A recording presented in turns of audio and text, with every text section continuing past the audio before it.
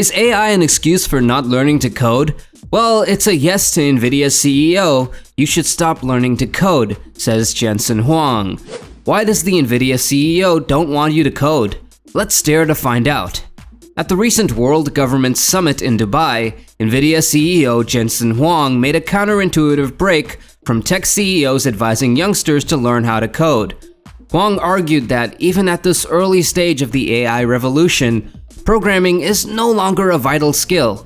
With coding taken care of by AI, Huang suggested now humans should instead focus on more valuable expertise like biology, education, manufacturing, or farming. Huang had been criticized in the past for saying on several occasions that as AI platforms would soon be doing a lot of the heavy lifting when it comes to coding. So, young people of today should not necessarily consider learning it as a vital skill. Even recently, speaking at the company's Nvidia GTC 2024 event in San Jose, Huang was asked at a press Q&A if he still believed that this was the case. And it seems not much has changed as before, because Huang says, don't give up learning new skills. Just maybe leave the programming to AI. I think that people ought to learn all kinds of skills, Huang said, comparing learning to code to skills such as juggling, playing piano, or learning calculus. Huang also added that generative AI would require a number of new skills in order to close the technology divide. You don't have to be a C++ programmer to be successful, Huang went on. You just have to be a prompt engineer. And who can't be a prompt engineer? When my wife talks to me, she promptly engineers me. We all need to learn how to prompt AIs, but that's no difference than learning how to prompt teammates. These skills could be vital for younger people entering the workforce at an auspicious time, Huang went on to add. AI is a new industry. That's why we say there's a new industrial revolution, he declared. In the future, almost all of our computing will be generated by AI. And as we know, AI has increasingly become a central player in our lives, be it personal or professional. In the past few months, we have also started to notice the impact of AI, especially on the job market, which hasn't been particularly positive.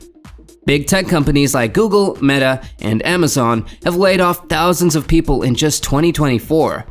So is Nvidia CEO Jensen Huang reiterating the future effects and warning us? As just Jensen Huang suggested, AI could soon make coding, a skill long considered a fundamental aspect of computer science, redundant. So, in his view, the rise of AI will allow people without traditional programming knowledge to easily develop complex programs. This indicates a significant shift from the idea that coding is a specialized skill to the notion that it might become more of a universal ability, which essentially suggests that AI could replace coders. Over the last 10 to 15 years, almost everybody who sits on a stage like this would tell you that it is vital that your children learn computer science and that everybody should learn how to program. In fact, it's almost the exact opposite. It's our job to create computing technology such as that nobody has to program and that the programming language is human. Everybody in the world is now a programmer. This is the miracle of AI, Huang added. Satish H.C., an executive vice president at Infosys, also came in to support Huang and reiterated a similar statement to his, but in different words. He believes that AI will lead to fewer jobs in the future. He predicts that emerging technologies such as generative AI will prompt companies to become more efficient, reducing the need for manual labor in traditional roles.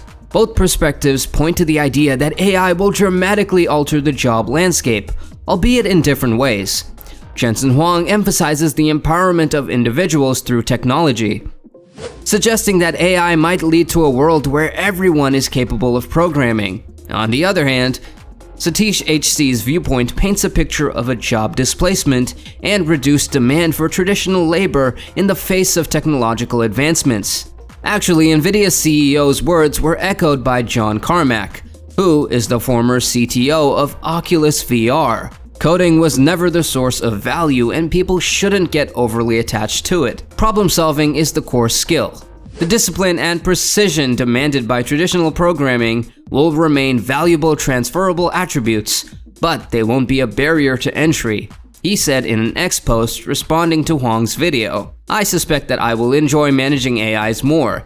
even if they wind up being better programmers than I am, he added. It seems Jensen Huang's vision presents an optimistic scenario, where AI equips individuals with new skills and capabilities, right? Well, according to the Nvidia CEO, for the very first time we have closed the gap. The technology divide has been completely closed, and it's the reason why so many people can engage in artificial intelligence. It's the reason why every single government, every single industrial conference, and every single company is talking about AI today. Because for the very first time, you can imagine everybody in your company being a technologist. Coming to the broader implication is that AI's impact on the job market will be multifaceted. Some roles may become obsolete as AI becomes more sophisticated, but new opportunities will emerge for those willing to upskill and adapt to the challenging landscape.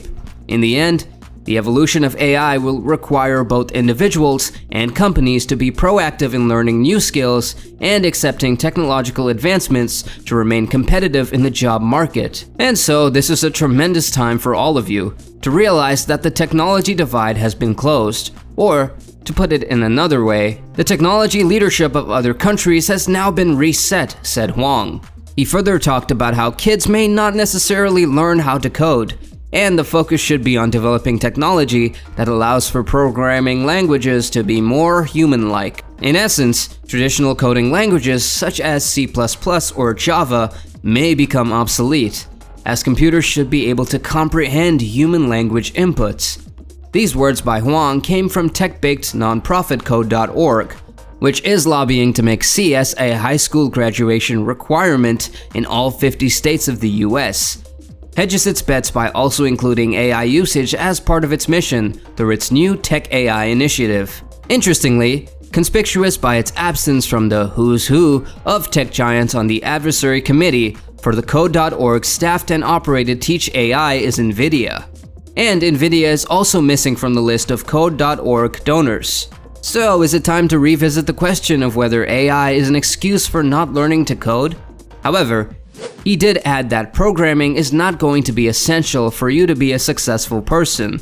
But if somebody wants to learn to do so, please do, because we're hiring programmers. While Jensen Huang's stance on kids not learning how to code may seem controversial at first glance, it does shed light on the evolving landscape of tech and its impact on education.